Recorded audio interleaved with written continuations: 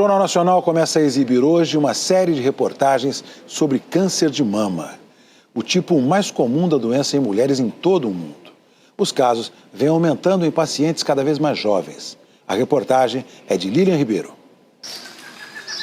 Eu detectei um mini carocinho na minha mama direita. Você tinha quantos anos? 30. Eu estava com 29 anos, estava com os preparativos para o meu casamento, né? Não é possível, você bateu em algum lugar, você é muito nova, você não tem nada, você não tá com câncer. Assim que eu entrei no consultório, ela já foi me dando o diagnóstico, né? Ela falou assim, olha, Nicole, já saiu o resultado, deu câncer de mama. O caroço aumentou muito, e muito rápido, em pouco tempo. O câncer de mama é o câncer mais comum em mulheres em todo o mundo. A estimativa do Instituto Nacional do Câncer é de que 73 mil mulheres recebam este diagnóstico só este ano no Brasil, o que representa mais de 30% de todos os cânceres na população feminina. O maior grupo de risco é formado por mulheres acima dos 50 anos, mas a incidência vem crescendo também entre as mais jovens. Desde 2020, a doença em pacientes com menos de 35 anos passou de 2% para 5%. O câncer de mama jovem precisa ser discutido, precisa ser debatido. Só para você ter uma ideia, na nossa instituição, cerca de 15% das pacientes têm idade menor de 40 anos. Eu tinha medo de não ser mãe, porque eu sempre quis ser mãe.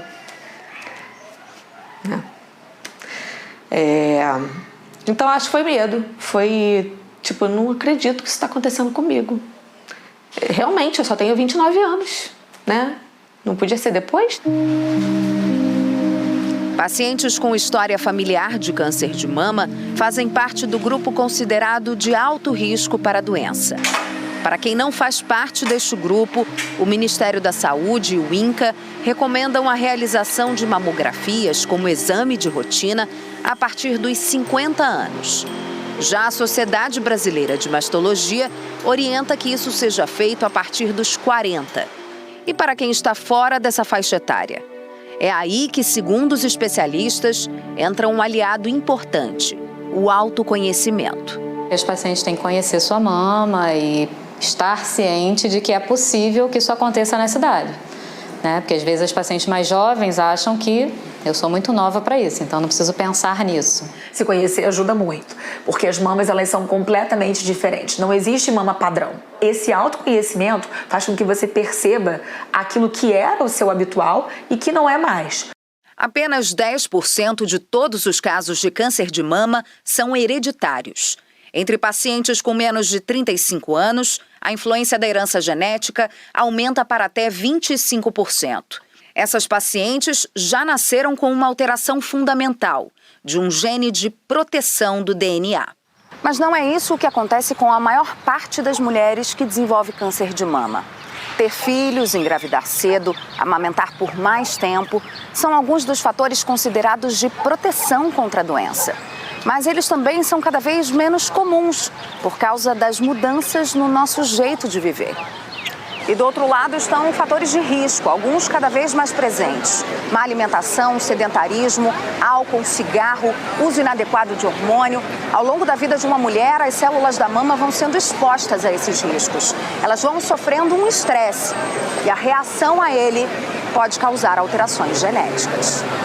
Essas alterações genéticas você pode imaginar como se fossem ganhos, vantagens adaptativas. Então, ela consegue sobreviver com menor oxigênio, ela consegue se movimentar dentro daquele tecido como outras não conseguem, invadir outros tecidos. Então é um momento que ela fica tão diferente e poderosa com essas vantagens que ela começa a se multiplicar e a querer ir para outros lugares. E quando essa célula então adquire essa capacidade, a gente define essa célula como uma célula tumoral. Vanessa passou por uma mastectomia e outras 2 cirurgias para a reconstrução da mama. E ainda tem um remédio do qual ela não abre mão. Atividade física para mim eu falo que é o meu remedinho diário. Cuidem de você, Façam alguma atividade física. Isso ajuda muito no tratamento, antes, durante e depois.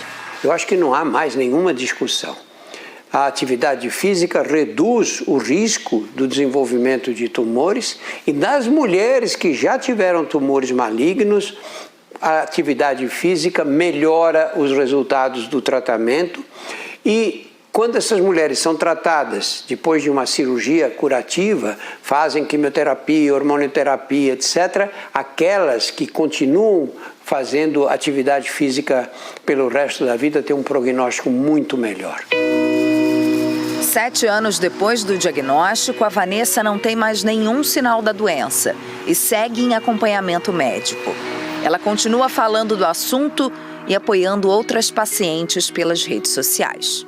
A gente vive dando mais valor. A gente tenta aproveitar cada momento. A gente não sabe o dia de amanhã. Hoje eu sou uma Vanessa que cuido mais de mim e penso mais nos outros. A Nicole operou o câncer e casou com o Fernando dias depois. Na volta da lua de mel, iniciou a quimioterapia. Foram 5 anos de bloqueio hormonal até poder realizar o sonho de ser mãe. Primeiro veio o Eduardo e depois a Fernanda. Foi uma jornada difícil, mas que ela conseguiu atravessar. A gente tem muitos percalços, muitos efeitos colaterais, mas a fé me salvou, o amor me salvou. Então a gente precisa confiar nas pessoas que estão ali com a gente todos os dias, que amam a gente, né? Então, por mais difícil que seja, Lilian, nossa atitude positiva tem que vir de dentro, né? E faz toda a diferença nessa caminhada.